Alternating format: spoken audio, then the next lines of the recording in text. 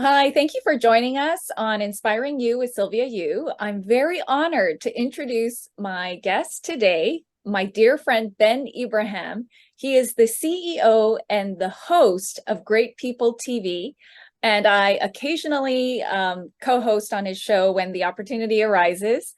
And Ben is a very seasoned TV presenter, newspaper columnist. He has worked for Foxsports, ESPN, FIBA, and more. He is an athlete, well-being, and communications consultant, and also a super talented MC for a diverse international local events. And Ben has had a remarkable career journey as well as a sports professional and a university lecturer. Ben, welcome. It's great to see you. Sylvia, thank you so much for that wonderful introduction. Thank you for having me on your show. It's great to see you. We don't see each other enough because we're both so busy, but I know. very honored to be on your channel and your program, Inspire You. I've seen some of the content. It's brilliant. Thank And you. I don't think the words that I'm looking for is that everything that you do is high class and high standard. So again, it's a pleasure to be mentioned in that sentence of being in a high standard. Likewise, you inspire me. And yeah, so tell us, Ben, what are you working on these days? Let's go into your Yeah, work no, now.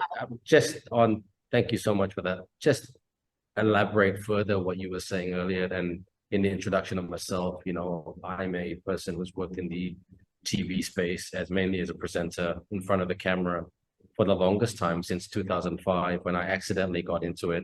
And my career has been great, working for some very prominent TV stations here in Malaysia, which led to the regional opportunity in Foxsports, which was a dream come true to host a regional network.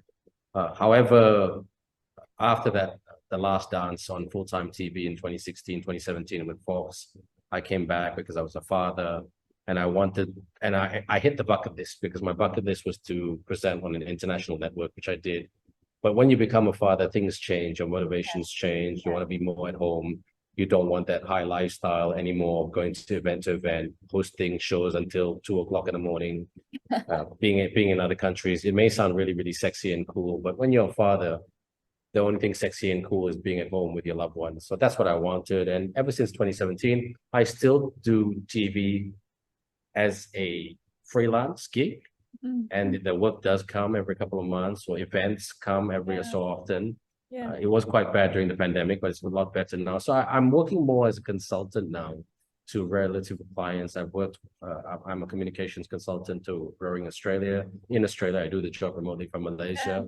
I'm doing some work with the Moratugu Tennis Academy here in Malaysia, trying to lift their image and help them with sports marketing. So yeah, I do some work now in the sports space and the communication space and the event space. So I'm a little bit of everything, but I always tell people during the day, I work on the sports consulting jobs, and during the evenings, I do the freelance stuff, which is TV or events. Yeah, you're one of the hardest working people I know, Ben. Actually, Yes, what were you going to say? Go ahead. no, I was just gonna say, like, hard work makes the dream work, and the dream work is to feed the family and watch them grow and let the love continue. Oh, that's really precious. What are your two milestones in your life and work? What would you say are the two biggest watershed moments in your life? Wow. Well, one was definitely in 2005. Was this, forgive me, my own eye contact went that way. That's the problem with these conversations. People walk past you, they're looking at you, do they want your attention? Thank God nobody wants my attention. But I suppose in 2005, and this is the story that I've been telling to many, many people, because I wanted to work as a journalist. I wanted to study sports science and Spanish because I wanted to work in the sports industry and also the media industry. And it wasn't so much about the knowledge of sports or communications that would take me there. It was the language of Spanish. Why Spanish? Because I wanted to work in South America and Europe. Oh, I did know that. Yeah. Well, not many people do know this story, and I've been telling this story a lot because people have been asking me. So in 2000, and my parents being very, very strong-minded Asian, successful corporate people. My father's was an accountant. My mom was an economist. They wanted to work all her four boys to work in the corporate life, or all their four boys to work in the corporate life, be a C-level, just like how they were, and they were very successful at that. But I'm a firm believer you have to do what you want, and what you do must make you happy. Okay, I mean, salary second, happiness first. I know that's a very non-Asian way of looking at things, but that's the way I look at things. And I always tell this to people. So I worked in the human resource corporate affairs field for 7 years with a very, very good company. And it was just wasn't for me. And I said, and I was sorry to say this, I was not influenced by my parents, but almost forced to do that role because that's the Asian culture back then, and still is to a certain degree. And Yeah. it's not their fault. They're just trying to be supportive and just trying to look out for us. And, they didn't want us to struggle like they did. So when I say we, like my brothers and I, but I just said, look, in 2005, I'm done. I can't do what you want me to do anymore. I'm going back to university. Okay, I'm going back to university. I'm going to study a graduate diploma in sports science. I'm going to go study a graduate diploma in European studies. Hopefully I would have picked up French and Spanish in that graduate diploma. And I was going to do that in Australia because I grew up in Australia. I went to school there. I have a lot of friends, family there. And that's the life that we set up. And it's really funny. I'm Muslim, and the Quran says man proposes, God disposes. So that's what I wanted. That's what I wanted. And then as I packed my bags, as I was booking the flight ticket, a friend of mine called me, and Astro called me and said, would you like to audition for this upcoming TV show? Wow. I was like, I have no experience. I didn't study mass communications. I didn't study media. I didn't study journalism. Why are you looking at me? I said, look, a certain friend of yours who was working in the radio station industry back then, and he still is, he thinks you can do this job extremely well. He thinks you're very good, a very good presenter. I said, no, I'm not. I'm just an overglorified PowerPoint presenter, and that's what university taught us. But again, I'm waffling on a bit too much, but I went for the auditions. It was a series of very, very grueling auditions over 2 months, but I got the job, and I had to make a decision then. Do I go back to university and achieve my dreams, or do I open a door that I have no idea what I'm walking into? That's fascinating. That's So I fascinating that your friend, that your friend saw that talent, that latent talent. Yeah, go ahead. I walked into that TV and media door, and here I am talking to you. Was it the right decision? I think so. I think sometimes sometimes I wonder. So, but I mean, I can't give you two, but I can give you one very, very big one, and that has to be the main one, because without that, there would have been no Foxsports. There would have been no Growing Australia. There would have been no Media Prima, no NTV7, no breakfast show, no working with FIBA, no working with CEOs and events and kings and queens. So it wouldn't have been that. It would have been a different line. Wow. Yeah, it was a sliding doors moment. Like your life would have been so different, but choosing that door and taking that risk. I mean, you ooze communications talent. And I can't imagine you doing anything else. Like, could Ben have been a dentist or an accountant? Maybe, but you would have been miserable, right? Yes. I was quite miserable in that corporate life, and no disrespect to the friends and colleagues that I met in that corporate industry for 7 years. I mean, it's just that going to a job every day, which is quite monotonous, and also dreaming about the job that you want to be. So every time people said, what's it like to work in the media and sports industries? Well, I don't have to dream anymore. Yeah, no, I also have a similar situation where I almost went into law. I almost became a lawyer, and I thank God every day, when I think about it, that I didn't go into it, because I'm not a detailed person. And I wonder how many other kids there are who, right, have talents in a certain area, but will never develop it because they didn't have a friend like yours, right? And who said, here's an opportunity, why don't you go for it? So you were very blessed, Ben, really. Yeah. Tell me about a rock bottom experience in your life, and how did that end up being a blessing or a springboard to other things? Wow, that's an easy one to answer. I'll give you two. And it always ends with 5. because in 1995, when I was in 11th grade, and in 2005, when I first got into the TV industry, I had two respective accidents, respectively, of course. In 95, I broke my leg with a severe skiing accident in your wonderful country, Canada, in Whistler. Where? Oh, really? Oh, I love Whistler. Yeah. I love Whistler, I'm but so sorry. I have bittersweet moments of Yeah. Whistler. But Whistler's a fantastic place, and it's really funny. A lot of Australians like to go there for a gap year. And of course, I studied in Australia, so it's a bit of a funny one. But anyway, with that aside, I broke my leg, and it wasn't just any ski accident. I mean, it led to a lot of multiple surgeries in 96, 5 and 96. I was Forrest Gump, basically, in 1995. I had this brace on my knee. And what happened?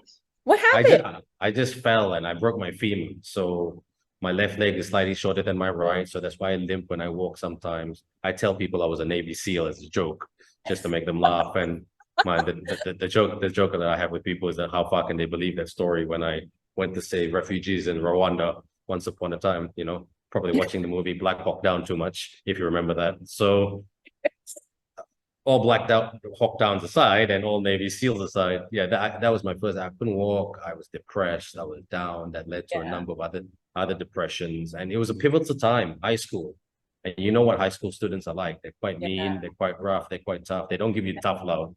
They just give you rough, tough, and you learn a lot about yourself then. And I was in a boarding school in Australia. I already felt like I'm a minority because I was Asian, but it's okay. I mean, I think I have accepted that I'm always the minority in a good way. So more about that another time. So yeah, that was the first one. And I got over that. I learned to walk again, and that led to wonderful opportunity. I mean, because athletes always say, because let me rephrase that. A lot of successful coaches always say, I became a coach because I wasn't a successful athlete. So I wasn't a successful athlete. So because of my injury. And so I went on to other things like coaching and teaching in sports, as a side thing and a full-time thing. And that has led to what I'm doing today in terms of my day job. So that was a rough experience. Couldn't walk, I would have taken a broken arm or a broken leg any day, but that was the first one. And the second one, in 2005, I was just walking back to my car, probably midnight. I was with a friend. I was going to give my friend's name is Ratna. I was going to give her a lift home. And she's still a friend until today. I don't see her much, and I do apologize about that. So Ratna, if you're watching this, I'm still your friend. Don't worry about that. I was going to give her a lift home, but some robbers robbed us, hit me on the head with a helmet, broke my skull. I was in a coma for probably a couple of weeks, but yeah. So I think I almost died.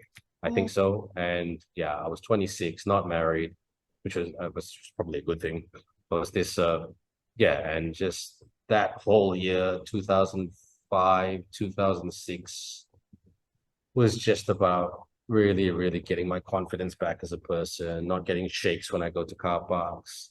And I almost lost my TV job because I have this bad scar here. And I think my producer said, look, if that scar is permanent, we can't put you on TV anymore. But fortunately, Suraj is his name. And Suraj, he gave me my first TV gig, and he was very creative in how we did the makeup. I managed to look pretty presentable on TV, and I managed to salvage that job. But yeah, and for 2006, probably to 2007, I was just one of those people who just felt sorry for myself, a lot of self-pity internally, of course. I mean, I didn't do it publicly, just using it as an excuse. When certain friendships and relationships broke down, to a certain degree, strained my relationship with my parents. Who were trying to be supportive of it, but they found it difficult to get through the ordeal as well. So it was a tough time, man. It was a really tough time, man. But hey, you know what? Because of that, I became unofficially here and there a mental health advocate. I can tell someone straight in the eye when I do consulting work with them, look, I've been depressed twice. You may have a PhD in psychology, but you can't beat my experience in depression. Yes, I say that not in an arrogant way. There's nothing to be arrogant about it. I say that in a way, look, I can sit down with someone and say, look, what you're going through is normal. This is what you're going to feel. This is what you might feel, and it's okay. And it's so because it's okay, let's work on some solutions on how to get you better.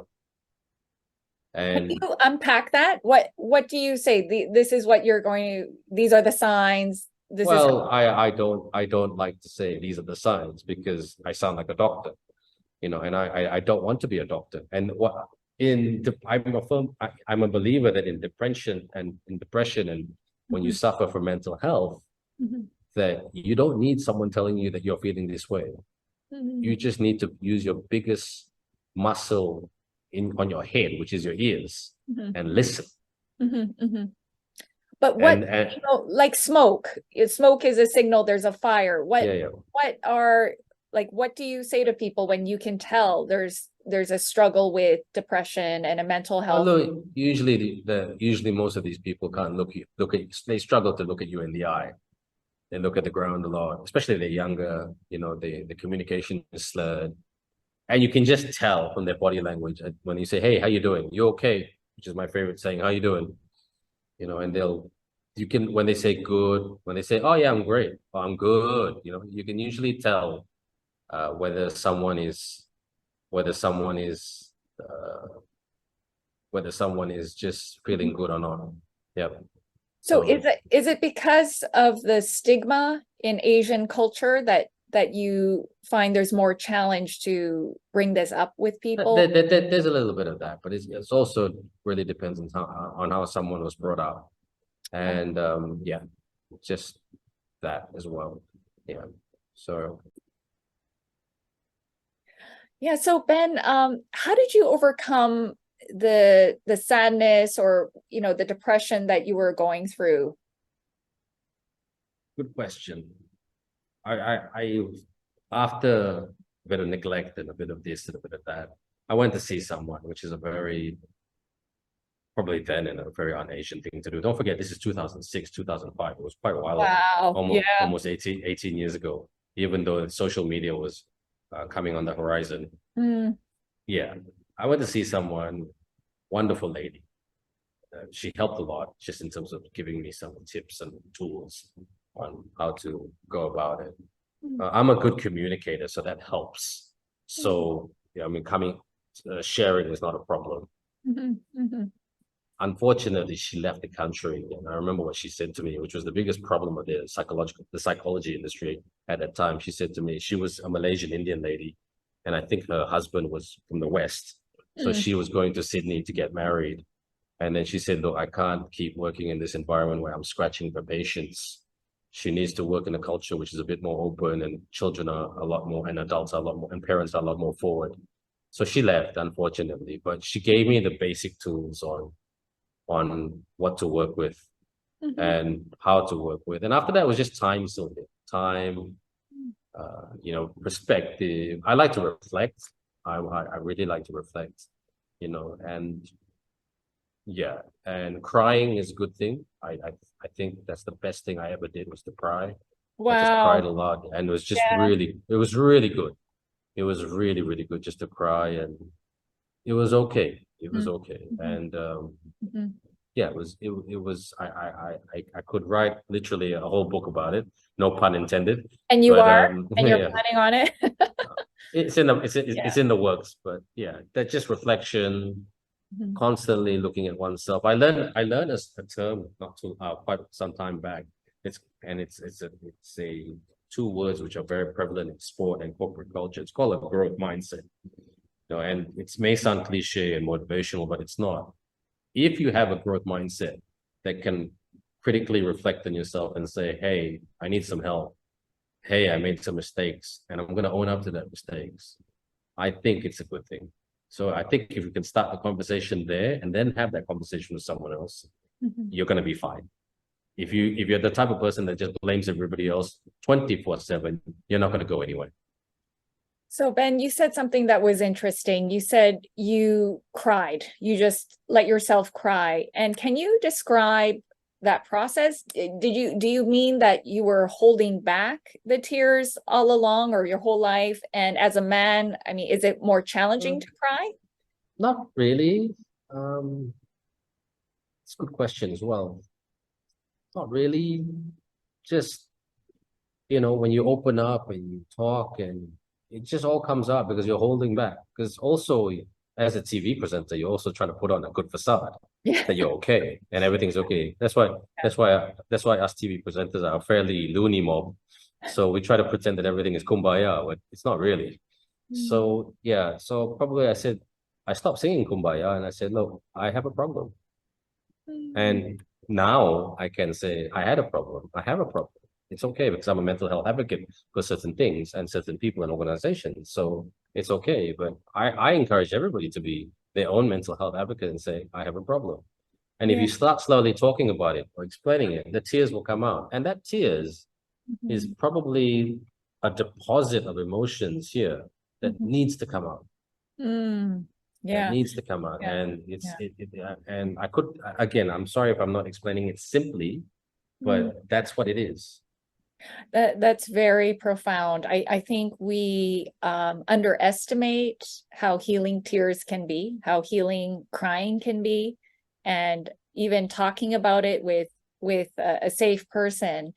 And yeah, Ben, your story has inspired so many people, and you're very, very good at pointing things out to your friends. Like I remember when I was like in burnout mode last year or over a year ago, you're like, okay, Sylvia, you need to take a break. So you're so sensitive. And yeah, I'm really looking forward to your next book, Ben. So did anyone inspire you during that time when you were going through depression? And if not, who has inspired you? Yeah, nobody inspired me. I hate this. I would love to tell you a wonderful motivational story, but nobody inspired me. What I should have done in hindsight was buy a lot of books, do a bit more research about it. But I kept saying to myself, I'm okay, but I wasn't. And actually, it's a good point that you brought up. What inspired me was because I almost lost my TV job. Oh. And I wasn't on TV because I want to be on TV. I'm not narcissistic that way. I'm just a good storyteller. And I have a passion for storytelling. And that's what being a TV presenter is. You're telling other people's stories, not so much talking about if you're Michael Jackson or if you're, Justin Timberlake or God knows who, So yeah, what I did was I worked. I mean, I'm a workaholic. All I do is work, which is a good and a bad thing. But because I almost lost that TV gig, I mean, I remember this is the kitchen of my house, and then you go outside, you go to a room in the house. There's a TV room there, and in that TV room is the pay TV channel. There's CNN, there's BBC, there's ESPN, there's Fox, there's Entertainment Tonight. So I bought this DVD machine which could record.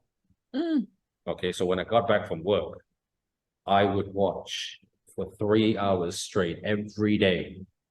Half an hour of CNN, half an hour of BBC, half an hour of ESPN, and half an hour of Entertainment Tonight with Ryan Seacrest. Yeah. So that built the content brain of what was going on in the world. And also I could speak on any topic off the cuff, and I could nitpick of how these presenters presented. And I was trying to take a leaf out of their book on how to be this Ben Ibrahim presenter. And coupled with that, I would wake up at 6 o'clock every morning and read 3 newspapers every day, which improved my written English. Yeah. So I had no time for a girlfriend, if that's your next question. So like, what's this? So that's what I did. I worked. And my mom, I remember, because my mom's a firm believer in spending time with the family. She's a very family person. She turned around to me and said to me, geez, you're being a little bit selfish. I said, what do you mean? She said, look, you come home from work, you have dinner with us, and then you disappear into that room. And I said to her, do you know why I disappear into that room? You may think I'm watching TV, but I'm not. I'm actually studying. And she's an academic person. To her, study is books, tests, and exams. I said, look, I'm just studying. And she knows nothing. She knew nothing about the TV business. She knows something about it now because I've been in it for a long time. But she just looked at it and said, oh, you need to spend more time with the family. You're neglecting your responsibilities. You're neglecting this. You're neglecting that. I mean, you never stop being a mom, right? I mean, I wasn't angry at her or anything like that. I said, Mom, do you know what I'm trying to achieve? And do you know how I'm going to get there?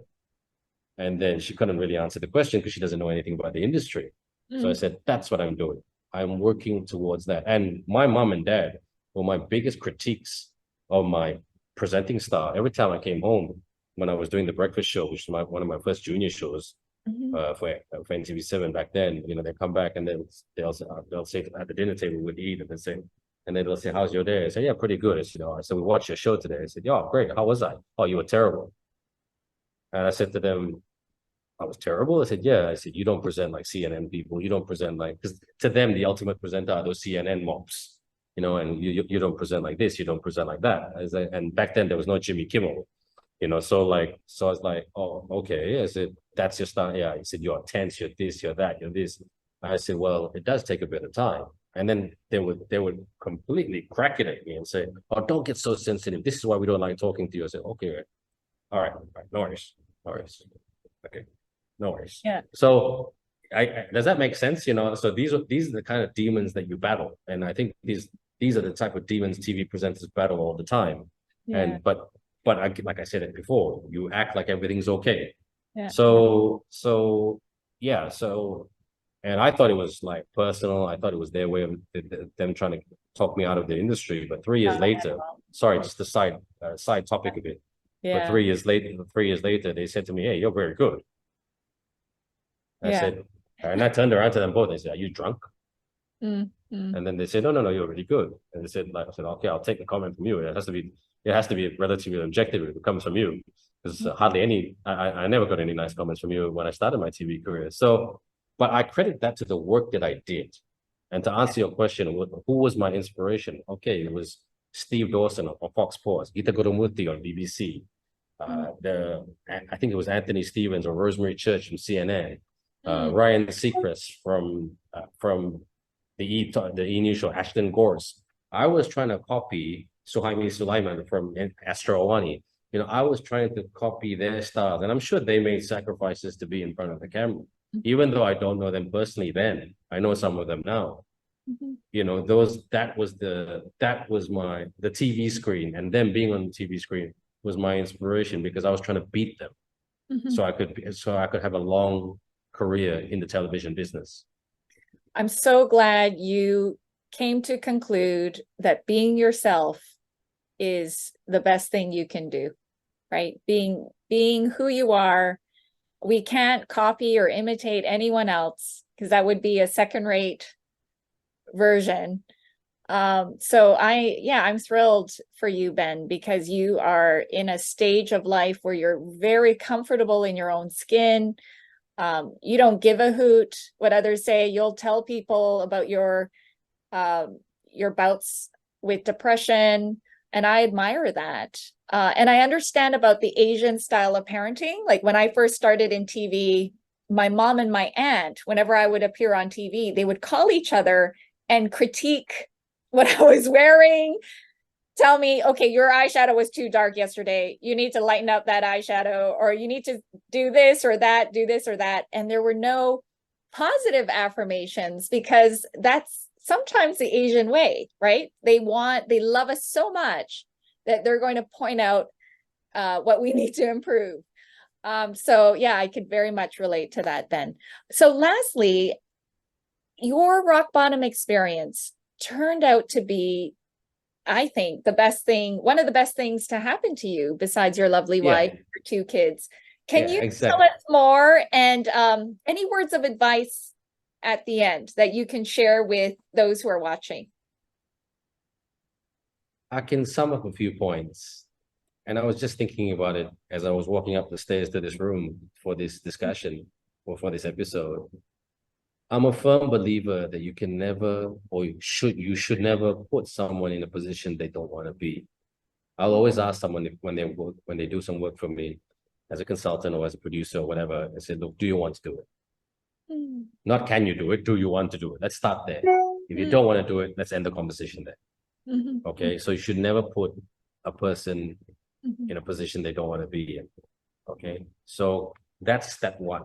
So no, be comfortable in the task that you want to do, But number two, and I always tell this to the children, dream big. And I'm a mental toughness coach and also a mental health coach as well. And I always tell people, especially the athletes that I work with, dream big.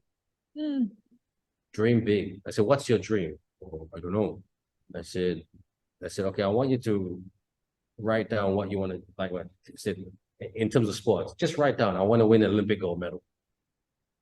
And dream to that. Well, that's only for you have to be super talented to do that. You're not talented?